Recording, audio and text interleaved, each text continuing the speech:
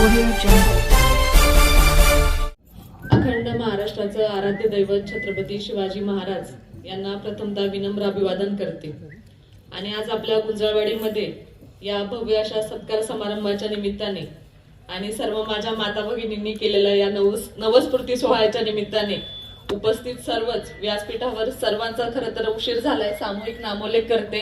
माझ्या समोर बसलेले सर्व माझ्या माता भगिनी, ग्रामस्थांचे, सर्व तरुण सहकारी मित्रांचे मी या ठिकाणी मनापासून स्वागत करते। मी प्रथमतः आपले तालुक्याचे लोकप्रिय आमदार आदरणीय शरददादा सोनवणे यांचे मनापासून आभार व्यक्त करते की दादांच्या माध्यमातून आपल्यासारख्याच तुम्हा आणि आमच्यासारख्याच एका सर्वसामान्य घरातील व्यक्तीला ही निवडणूक लढवण्याची संधी मिळाली, त्याबद्दल दादांचे मी आपल्या सर्वांच्या वतीने एक आभार व्यक्त करते। आज खरं तर जिल्हा परिषद आणि पंचायत समितीच्या निवडणुकीमध्ये जे गुंजाळवाडी गावातील ग्रामस्थांनी जो मतदान रूपी आशीर्वाद मला दिला आणि भरभरून असं प्रेम दिलं आणि तुमच्या आशीर्वादाच्या जोरावर 4501 मतांनी आपला विजय झाला, हा विजय खरं तर मी तुम्हा सर्वांना विनम्रपणे तुम्हा सर्वांना समर्पित करते।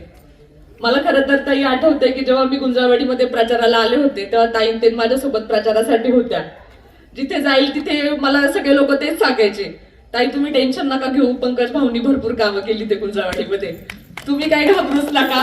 मी सांगायच्या अगोदर ते मला सांगायचे, ताई हे काम पंकजादांनी केलंय, इथं हा सभा मंडप पंकजादांनी करून दिलं, मंजूर झालाय, म्हणजे अशी भरपूर कामं की त्यांनी सांगितली। आज खरं तर पंकजादांनी देखील शरददादांच्या माध्यमातून मी सुद्धा या कार्यक्रमांच्या उद्घाटन प्रसंगी या ठिकाणी आले होते, तेव्हा देखील आपण सर्वजण होतात, तेव्हा देखील दादांच्या माध्यमातून पंकजादांनी आपल्या गुंजाळवाडीमध्ये अतिशय चांगल्या प्रकारची कामं केली होती। आणि आता खरं तर आपल्याला ही संधी मिळाली, जिल्हा परिषद सदस्य म्हणून मी या ठिकाणी निवडून आले आणि आता उलट ताईंनी सांगितलं की आता जबाबदारी वाढलीये, लोकांच्या अपेक्षा, आपल्या सर्वांच्या अपेक्षा होत्या की आपला हक्काचा माणूस निवडून आल्यावर आपलं जे काम आहे ते त्या ठिकाणी पूर्ण होणार आहे। ज्या मी आताच सांगते, पंकजादांनी तर सांगितलंच, मी पण सांगते की आता येणाऱ्या काळामध्ये जी आपली गुंजाळवाडी गावातील जी कामं असतील किंवा आपले जिल्हा परिषद गटातील कामं असतील ती कामे नक्कीच आपण या 5 वर्षांमध्ये पूर्ण करू, हा विश्वास या ठिकाणी देते। आज खरं तर तुम्ही सर्वांनी खूप मोठा विश्वास ठेवून मला त्या खुर्चीवर बसवलंय, तर तुमच्या विश्वासाला मी कोणत्याही प्रकारचा तडा या ठिकाणी जाऊन देणार नाही, हा विश्वास या ठिकाणी व्यक्त करते। आणि खरं तर हळदी कुंकवाच्या निमित्ताने मी या ठिकाणी आले होते तेव्हा सगळ्या माझ्या माता भगिनींनी अगदी फार भरभरून मला आशीर्वाद दिले होते। तेव्हाच मला म्हणायचे, ताई काहीतरी गोड खा, तिळगुळ होते तेव्हा, बरोबर, तेव्हा मला सांगायचे की ताई तिळगुळ खा, गोडच होणार आहे आपलं।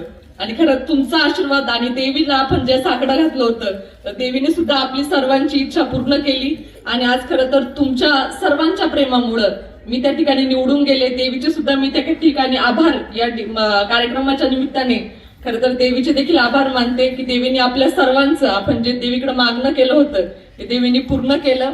इथून पुढच्या काळामध्ये देखील असाच प्रेम आणि आशीर्वाद माझ्या पाठीशी राहू द्या, हीच तुम्हा सर्वांना या ठिकाणी एक विनंती करते।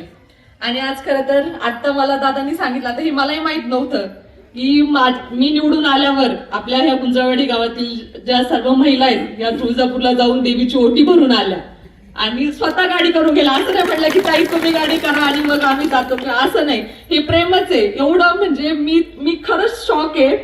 मी ज्या गावात जाईल ना तिथे आता मी जवळजवळ महिना झाला, आज कंप्लीट महिना होईल, 7 तारीख आहे आज, मी नवसच फेडते, एवढं महिलांनी भरभरून असं प्रेम दिलंय। शुक्रवार आला की मला 4 फोन असतात, ताई ह्या देवीला जायचंय बरं का, आपल्याला इथे जायचंय।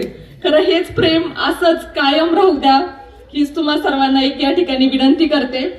आणि खरं तर आता इथं दादांनी इथं लिहून दिलंय हनुमान देवाचा सभा मंडप आणि मंदिरात, हे काय दादा एकच आहे ना सभा मंडप, तर नक्कीच आता सांगितलंय, आता तुम्ही एवढा हक्काचा माणूस निवडून दिलाय म्हटल्यावर काम ही करणं म्हणजे काम नाही होणार असं होणारच नाही। तुम्ही जी सांगाल ती कामे आपण या ठिकाणी टप्प्याटप्प्याने पूर्ण करू। 5 वर्षांमध्ये गुंजाळवाडी गावातील एकही काम या ठिकाणी अपूर्ण राहणार नाही, हा शब्द या ठिकाणी देते। आणि पुन्हा एकदा तुम्ही माझ्यासोबतच आपले पंचायत समितीचे उमेदवार शांताराम दादा दाते आणि राजूदादा पिंगळ यांच्यावर देखील भरभरून असं प्रेम केलं, त्यांच्या दोघांच्याही वतीने आणि माझ्या वतीने तुमचे सर्वांचे पुन्हा एकदा मनापासून आभार व्यक्त करते, थांबते। धन्यवाद। जय हिंद, जय महाराष्ट्र।